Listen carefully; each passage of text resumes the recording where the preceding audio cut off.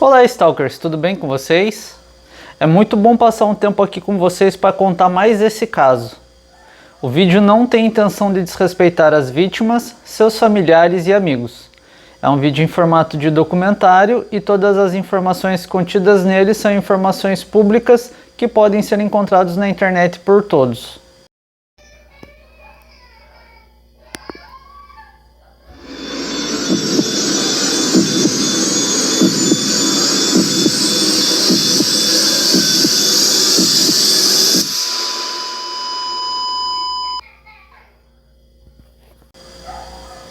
Eu sou o Christopher Matos, do canal Stalker Criminal, e esse caso é um daqueles casos que deixa a gente de boca aberta, daquele tipo de coisa que faz a gente pensar em que mundo vivemos.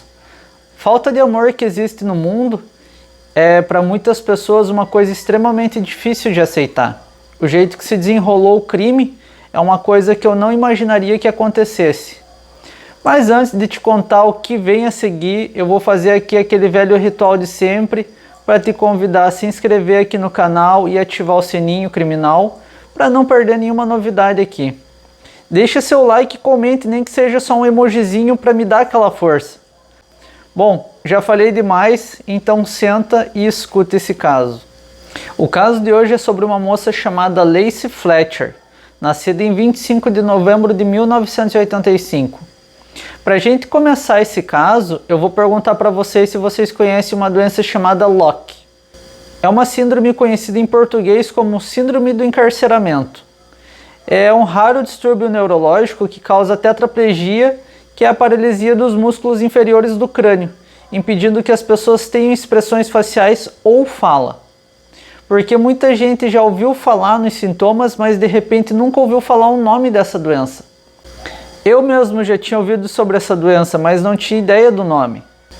Essa é uma doença que a pessoa fica presa no seu próprio corpo sem poder se mexer. Ela sente tudo e consegue raciocinar, mas ela não consegue esboçar reação nenhuma. Ela só consegue mexer o olho. Eu acho isso muito triste. Geralmente a gente vê isso em filmes e as pessoas ficam assim depois de uma injeção, mas isso é uma doença que atinge várias pessoas. Existem algumas causas para esse distúrbio. Entre elas estão lesão cerebral traumática, tumor, derrame cerebral, doença no sistema respiratório, principalmente sangramentos, doenças como esclerose múltipla que destrói a proteção das células nervosas, overdose de remédios e até infecções. A síndrome do encarceramento não existe cura, mas existem alguns tratamentos para deixar a vida do paciente um pouco mais confortável. Já que agora vocês sabem o que é a síndrome do encarceramento, vamos ao caso. No dia 3 de janeiro de 2022, a polícia recebeu a ligação de uma mulher que morava em uma cidade chamada Slaughter, na Louisiana, nos Estados Unidos. Essa é uma cidadezinha muito pequena nos Estados Unidos. Nela, menos de 900 pessoas moram lá, o que faz os vizinhos se conhecerem e o lugar ser sempre sossegado. A Lacey e a sua família se mudou para lá quando ela tinha só 9 anos de idade. As casas nesse lugar, elas ficam bem separadas e às vezes chegam até a ter quilômetros de distância uma das outras. A mulher que fez a ligação para a polícia se chama Sheila Fletcher. Ela estava ligando da sua casa para informar que sua filha Lacey Fletcher estava sem respirar. Por ser uma cidadezinha pequena, como eu já falei, a polícia e os paramédicos chegaram no local muito rápido. Agora eu vou contar para vocês o relato dos paramédicos que atenderam a ocorrência. Vou tentar dar um maior detalhamento dos fatos sem chocar quem está escutando o caso. Aqui começa o relato deles. O local tinha um cheiro o qual eu, em todos os meus anos de serviço, nunca tinha sentido, ainda mais se tratando de um ser humano. Segundo as palavras dos paramédicos, eles disseram que o cheiro nos atingiu com uma tijolada. Se não tivesse estômago forte, você não conseguiria ficar no local. Aí você já começou a imaginar um corpo há muito tempo largado no local, né? Vários policiais omitaram nos ajudar. Não foi necessário fazermos a ressuscitação, pois a rigidez já estava no corpo, o que indicava a morte entre 12 e 48 horas atrás. A cena era tão fétida e aterrorizante que parecia um filme de terror. porque a Lacey estava derretida e grudada ao sofá no primeiro piso da casa. É isso mesmo. As feridas que ela tinha em seu corpo basicamente tinham se grudado ao couro do sofá. Ela tinha fezes até nos seus cabelos. O cheiro na casa era insuportável. E isso não aconteceu de um dia para o outro. Essa cena perturbadora aconteceu ao longo de 12 ou 15 anos, porque não existe um relato certo de tempo. Só posso dizer que foi muito tempo de desleixo dos pais, porque a Lacey chegou nesse estado deplorável. Ao serem interrogados, os seus pais Clay, de 65 anos, e a Sheila Fletcher, de 64, eles relataram que saíram em uma viagem de fim de semana e quando voltaram, sua filha não estava mais respirando. O mais impressionante é que eles agiam como se ela ali derretida no sofá, só usando uma camisa com o corpo cheio de fezes, com vermes e moscas se alimentando das suas feridas, fosse uma coisa normal. O que não era normal para eles era ela não estar respirando. E que ponto chega a determinadas pessoas, hein? Só por Deus mesmo esse tipo de coisa. Quando a Lacey foi levada para o IML, o legista que examinou o corpo dela disse que ela, com 36 anos, estava completamente desnutrida e pesava só 46 quilos. Que em seu corpo existiam cicatrizes e feridas por todo ele, e eram tão profundas que chegavam aos ossos, e que os vermes se alimentavam delas enquanto ela ainda estava viva, que suas nádegas e pernas estavam completamente podres devido ao contato com a urina e fezes durante longos anos. Imagina a dor que essa mulher não passou até que seu sofrimento chegasse ao fim. Imagina sentir tudo isso sem poder fazer nada por si. O laudo do legista constatou que foi o pior caso de negligência que ele viu na vida dele. E ele ficou tão impressionado que não conseguiu comer direito por dias. Mesmo sendo um médico legista que já atuava na área há muito tempo, ele nunca tinha visto nada igual. Sabe-se que os médicos legistas já viram de tudo. Por ser uma profissão que lida com essa parte da vida, acredito que bem poucas as coisas devam abalar eles. O laudo da morte da Lacey foi negligência severa, desnutrição crônica, fome aguda, formação de úlcera aguda, infecção nos ossos e putrefação da carne. A Sheila e o Clay foram levados ao tribunal. E aí começa outra parte da história. No tribunal, eles disseram que a filha tinha uma ansiedade social absurda e um grau severo de autismo. Então, assim que a Lacey completou 14 anos, ela parou de sair de casa e ficou só nos cuidados dos pais. Outro fato que é estranho é que os pais da Lacey eram um casal respeitado na cidade. A mãe, a Sheila, ela trabalhava com políticos locais, o que seria muito mais fácil para ela conseguir ajuda e tratamento para a filha. Já o pai trabalhava uma espécie de ONG, o que também poderia ter ajudado muito mais a sua filha. Só que não, eles simplesmente viveram e se adaptaram com um cenário macabro, com o fedor e com a dor de alguém que não conseguia nem gritar e nem pedir para acabar com aquele sofrimento.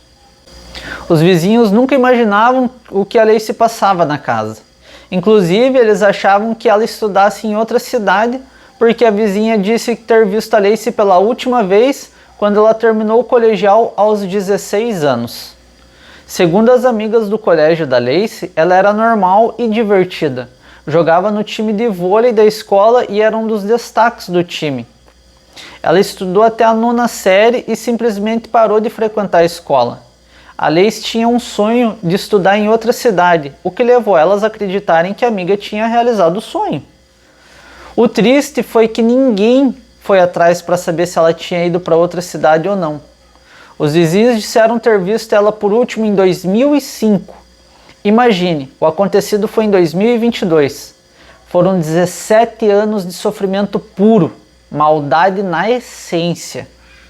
Segundo os pais, a Lacey tinha um nível de ansiedade muito forte, o que fez ela não querer mais sair de casa e de repente não queria mais nem sair do sofá e simplesmente não quis mais falar.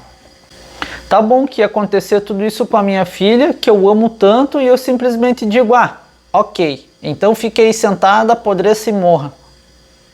Qualquer pai e mãe iam falar, levanta daí e vai à luta, minha filha. Vamos procurar ajuda, você não vai ficar sentada aí.